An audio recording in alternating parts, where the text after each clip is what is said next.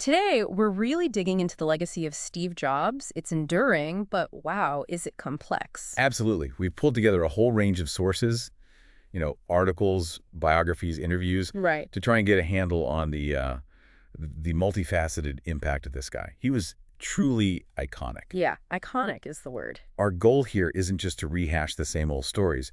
We want to peel back the layers a bit. Okay. We'll look at his unique take on tech and design, that, well, demanding leadership style he was famous for. Infamous, maybe. Aha, maybe both.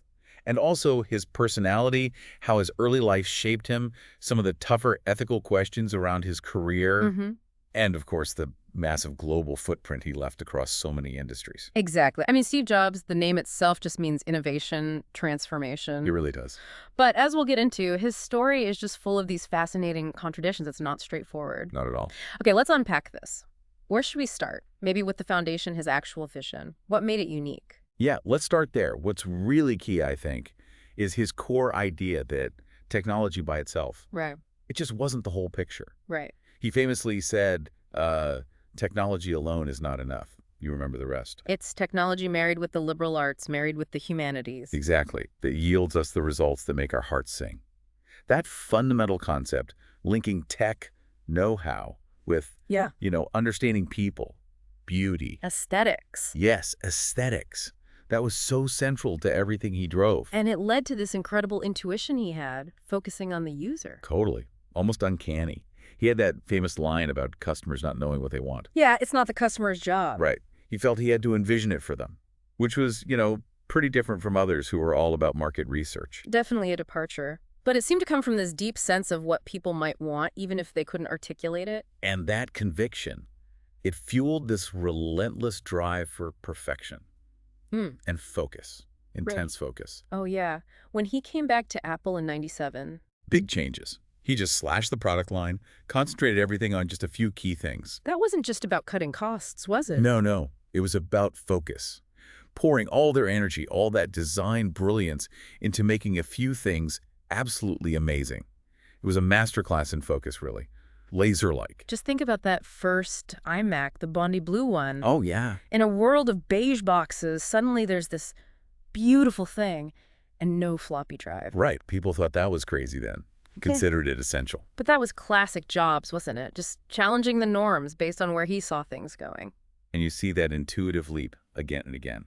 The Macintosh. With the graphical interface? Yeah, which he'd seen the potential of at Xerox, of course. Making computers accessible, not just command lines. Totally changed the game. Then the iPod and iTunes, completely reshaped the music industry. That seamless device plus the store. And the iPhone. Remember the skepticism? Oh, absolutely. People were like, a phone, a music player, and the internet with just touch. But he was convinced that multi-touch interface. Revolutionary. Yeah. Just swiping and pinching. It felt so natural. It really kicked off the whole smartphone era we live in now. It really did. And then, the App Store, the iPad, he just kept anticipating where things were headed with media, with mobile computing. He had this knack, didn't he? Creating things you didn't even know you needed until you held them. Exactly. It's staggering how many industries he shook up. People compare him to Edison, Ford. And Isaacson, in his biography, lists at least 7, right?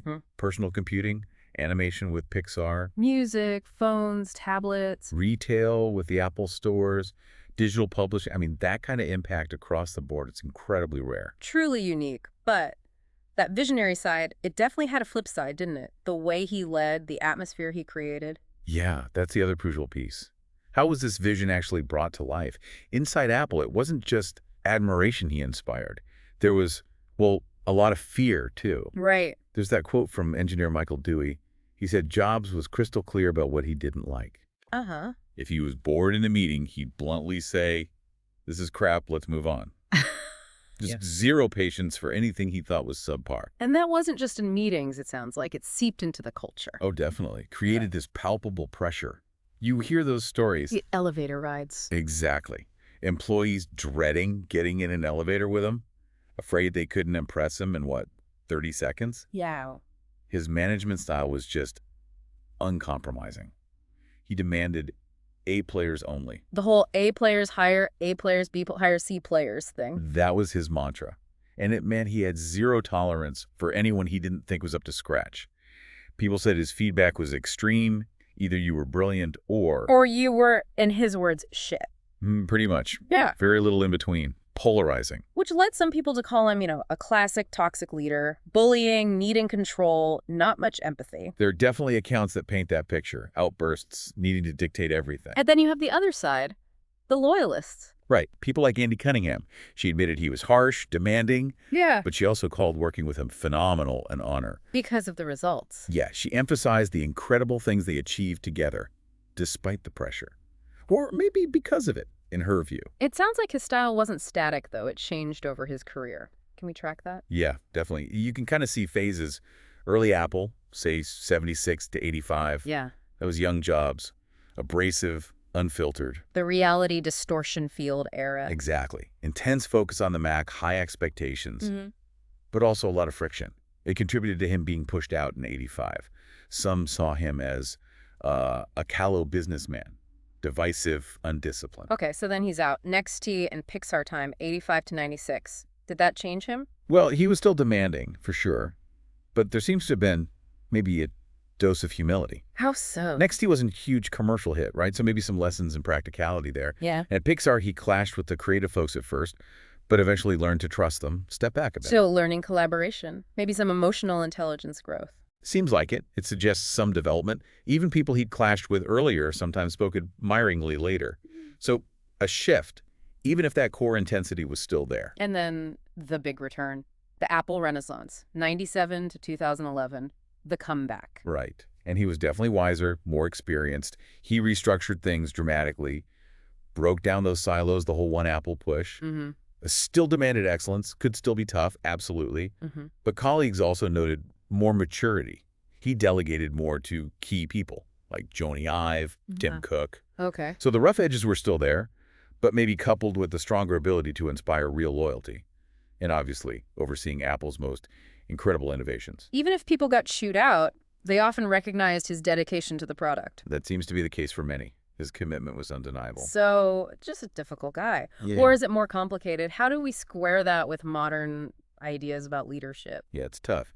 By today's standards, parts of his style would definitely be flagged, criticized heavily. For sure. But then you look at the results, the sheer scale of the success. It makes a simple judgment really hard. Isaacson suggested maybe his legacy is more about that visionary passion than the management tactics themselves. So maybe sometimes that kind of demanding, even difficult leadership can lead to amazing things in rare cases. It's a provocative thought. It certainly makes you think about the link between personality and achievement. Absolutely. Let's dive deeper into that personality, the inner conflicts, maybe. Yeah, the contradictions are fascinating. Charismatic, yet confrontational. Inspiring, but troubled. Complex, but definitely. And his adoption seems really key. Huge factor. Knowing he was adopted from a young age really shaped his self-image. He had that famous realization. I wasn't abandoned, I was chosen, I was special. Exactly. That seemed to give him this immense self-belief, independence. But you wonder, did it also fuel a need for control, for constant validation? It's definitely something psychologists consider. Even with loving adoptive parents, that core experience, it might have played into his intense need for control. He himself said it made him feel independent. And that binary thinking, brilliant or shit. Right. That seemed to show up everywhere. In his moods, his feedback, and sometimes a real lack of empathy. Isaacson called him petulant, very, very mean sometimes. The story about the waiter. Yeah. And a former girlfriend called him enlightened but also cruel. That strange mix. Like the hippie ideals in Zen Buddhism on one hand, and then this abrasive, ego-driven persona on the other. Even back at Atari, right?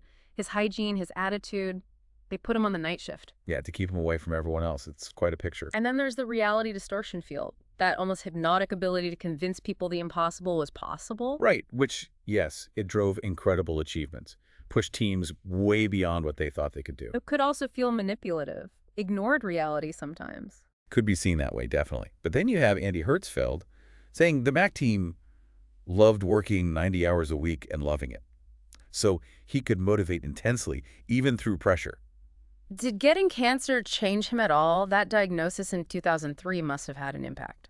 People definitely noticed some shifts. Facing mortality, Mm-hmm. it seemed to make him more introspective. Mm-hmm.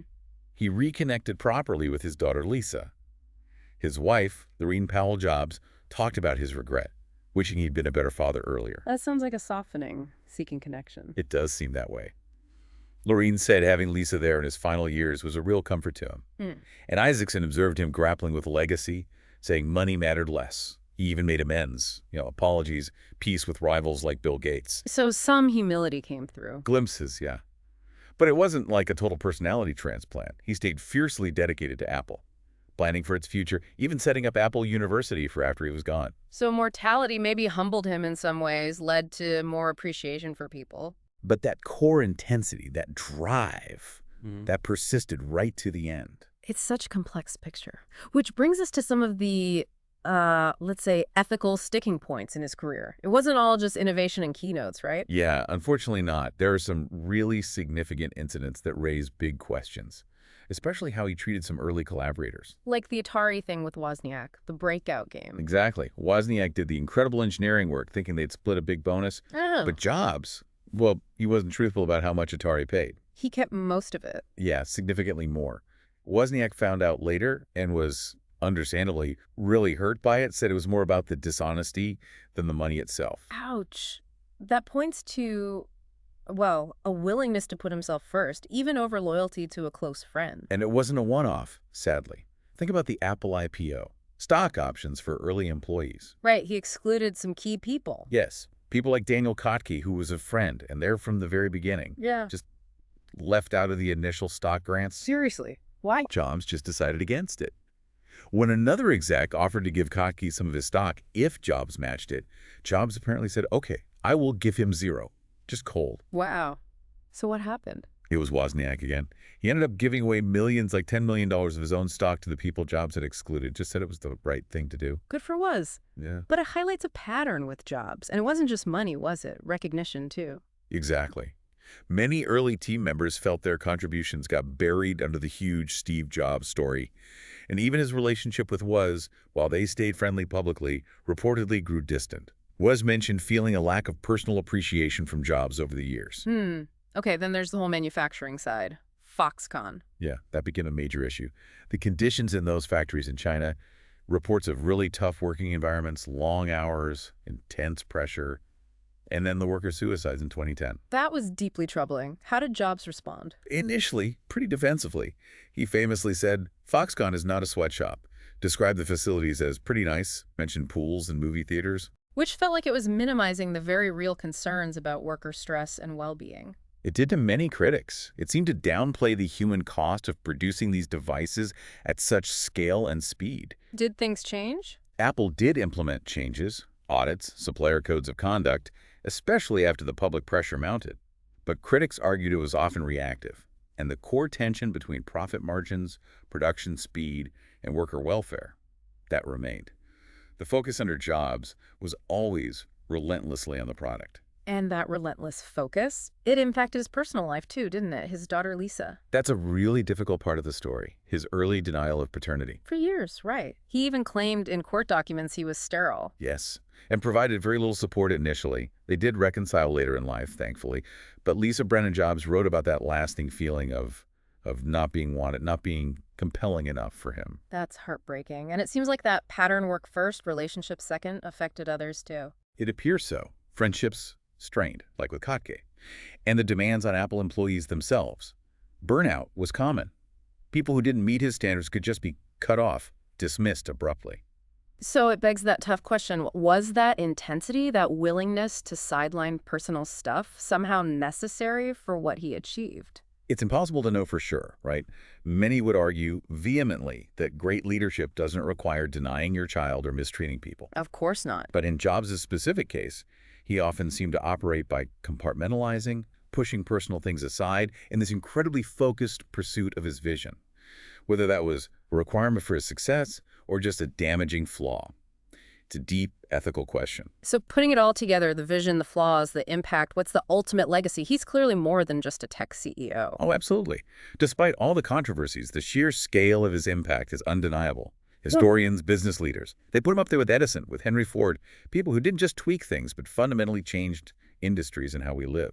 And we listed them earlier, 7 industries at least. Right. Personal computing, animation, music, phones, tablets, retail, digital publishing. The whole 99 song model, the App Store ecosystem. Yeah, the Harvard Business Review said he helped transform 7 industries and belongs in the pantheon of America's great innovators.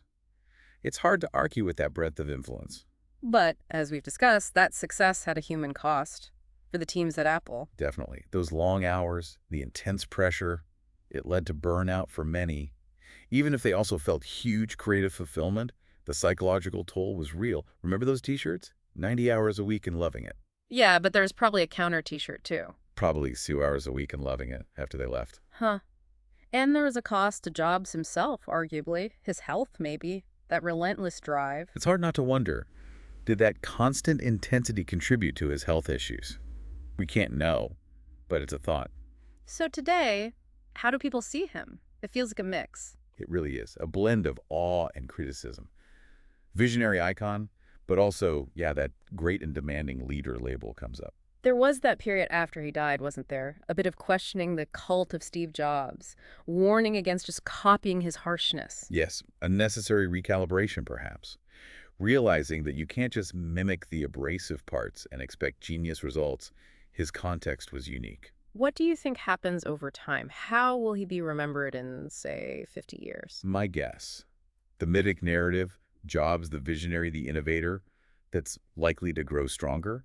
It tends to happen with figures like Edison or Ford or Disney. The rough edges sometimes get smoothed over by history. And the enduring legacy of Apple itself. That's the ultimate testament, isn't it? The company he built, rebuilt, and infused with his values. It's still one of the most powerful forces in the world. That institutional legacy is immense. So in the end, no easy label. Not at all. Extraordinary gifts, extraordinary flaws.